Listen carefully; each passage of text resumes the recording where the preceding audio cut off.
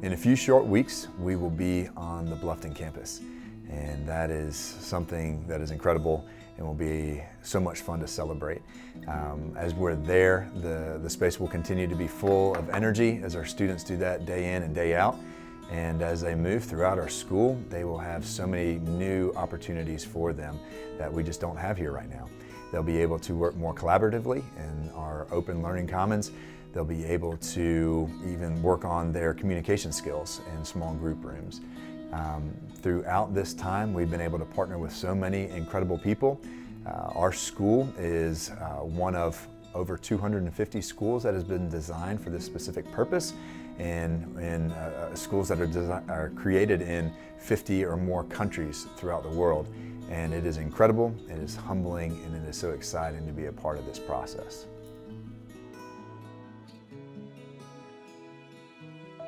Well, at Hilton Head Christian Academy, we feel that if we are designing something for the next 20, 30 years, we need to be definitely looking ahead and not looking behind. And maybe even going into territory that might seem uncomfortable at first, but really is what our children really need. Our designs really free kids to be more successful. It's all about understanding, teaching, learning, and the spaces that support that. Rather than a fear about hanging on to doing things the way they're doing with what we call bells and cells, a series of cell-like classrooms and corridors, the school has been very open to saying, how can we do better? In fact, how can we be a global exemplar? How can we change and grow and really support our kids for the future rather than design for what we're comfortable with now? So we are now at the Academy of the Holy Names in Tampa, a 100-year-old school that decided to change its education model. This used to be a school that had typical classrooms and corridors, and this building, in fact, was designed in that manner. And as you can see, it's been completely transformed. So while Hilton Head Christian Academy may not look exactly like this, it's an example of what can happen with a Christian school when they decide to push the boundaries of innovation. Okay, you can see this is a very technology-rich environment, but at the same time it's a very social place where students can work independently, they can work in small groups, they can work in fairly large groups, and the teacher circulates around the room giving assistance as needed. It's working beautifully for our kids. First of all, they love the space, and the teachers have embraced it as well. It's a sense of pride in what they're doing, and I feel like it kind of takes, especially in the middle school age, it kind of takes away that us versus them. We work together, and being a mentor rather than an authority figure, I think that it's a much more comfortable atmosphere so that the kids can take risks and not feel like they're going to fail. We're there to support them the whole way. We're there to make the mistakes with them, to show them that that's okay because we're trying something new. If you look at research on the brain, if there are just a few really critical things about learning, one is to feel safe, another is to have a stimulus-rich environment. So if you look behind me, you see what might look like a library, but really what it is it's decentralized. It's not a central library in the traditional sense, so students can come, they can get access to these resources, but it's also a common space. Complementary kinds of acoustical treatments, complementary kinds of lighting makes it more stimulus rich, and thus that's the why that we do that to improve learning. Now, traditionally people might think in a space like this there'd be a lot of noise and distraction, but you can see a lot of acoustic treatments. So even though we don't have walls, you can have different groups of students, some here in the more casual area, and then there's what we call the cave space where students can sit in a campfire type arrangement, and then we have a whole other section on the other end. So you can have 2 or 3 teachers here at the same time, and there's no acoustic problem because for the most part, students are doing the work. Teachers aren't lecturing. So now we have a series of learning studios with a central common space that students can break out into, so that when they are again moving from a direct instruction model, which happens in the sort of classroom type space, to a student-directed model, then all of these doors can open up. The key is that once the direct instruction is over in that space, the students can spill out into this common space. And in the common space, you can see some high chairs and as well as low tables. The reason is at the high chairs, teachers can actually just stand next to a student and give them help as needed and then move on. We have a digital media commons. It's a bit more connection to the rest of the world and technology. A teacher collaboration room, which is right open to the learning commons with a learning porch here and a learning porch here. And now we've added this active critique suite and makerspace and STEM focus, which is really getting at that complex problem solving and that cycle of creating in a prototyping lab, for example, in a makerspace, critiquing, and also the research involved in a digital media space. So if you look at this space here to my right, this is the teacher workroom, and what we do is we give teachers a professional place to work from, and so rather than owning their own classrooms, they own the whole learning community, and then they have their own professional workspace. And the great thing with this is that teachers now get to work with each other. So they can design interdisciplinary courses, for example, which they might not have been able to do had they been trapped in their own classrooms. So when we started out, we were really afraid that the kids would not be able to work in an open environment. We were worried about the kids that feel like they get distracted easily. We were worried about kids that just could not stay on task, that didn't have the self-control to stay on task. And what we have found was the more we pulled back, the more they came together.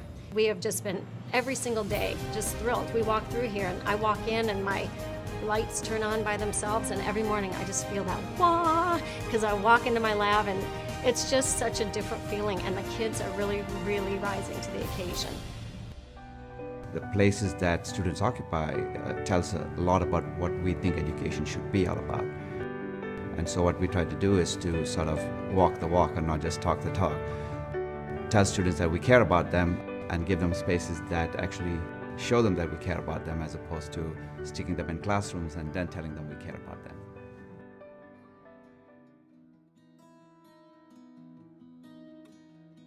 What really sets us apart is our teachers. Not too long ago, we changed our verbiage from teacher to mentor, because that's what we do here. We mentor, and a mentorship is a relationship that goes on, and even post high school, as students go off to college or they go off into the different opportunities that they have within their life and their journey, and then they come back. And so what sets us apart are our people, and that's all over our entire campus. It is a true relational driven school. Middle school life and opportunities that they have here in middle school, I think, are incredible. Some things that I wish I would have had when I was in middle school. We have the academics, for sure. We have the mentors, for sure. We have the opportunity to play so many different athletics from 6th all the way through 8th grade. And then we have the arts. And I feel within our arts and athletics, we have a true balance between the opportunities that we have both in the arts and in the athletics. Every year matters. In middle school is something that we say, and it truly does. And so giving them the opportunities that they need to have to express themselves, to grow, to fail, to celebrate great achievements is such a big deal in middle school. And so we want to make sure that we provide those things for our students. One of the things that excites me the most about 6th grade is the opportunity for so many students to join our middle school. From 5th grade to 6th grade, the numbers that we can have go from 32 in the 5th grade all the way up to 44. So it's one of the greatest opportunities for students to join our middle school.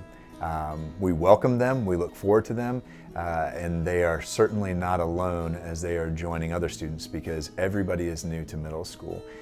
The 5th grade to 6th grade transition is different.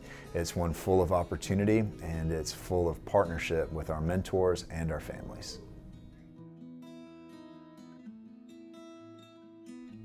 Our goal is that our middle schoolers thrive here at Hilton Head Christian Academy.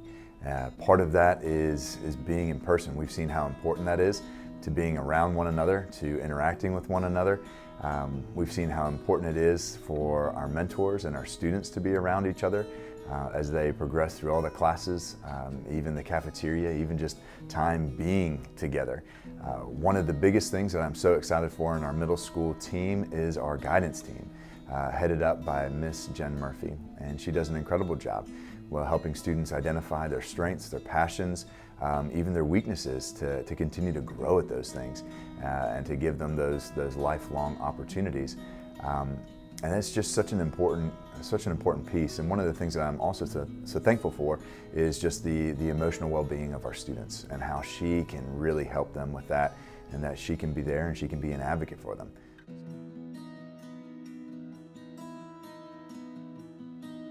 One of the cool things at Hilton Head Christian Academy is E10, which stands for Eagles 10, and usually it's roughly around 10 minutes or 10 students. This year it's a little bit different because we have more students, but we also have more mentors there with them. I enjoy this time. It's a little bit more casual, but it's an opportunity to get to know our students and for them to get to know us, and not as formal a setting as the classroom. This year it's been very exciting as we're able to do Bible, as we're able to do chapel, as we're able to do the worship, as we're able to do games, and even come together in our stadium. These are just some awesome things with E10 that we're able to know our students and they're able to know us.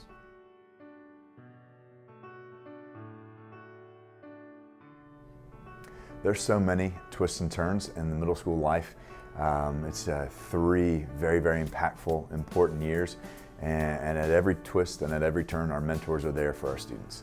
And that is just something that I think is vital to the growth at this time in their lives.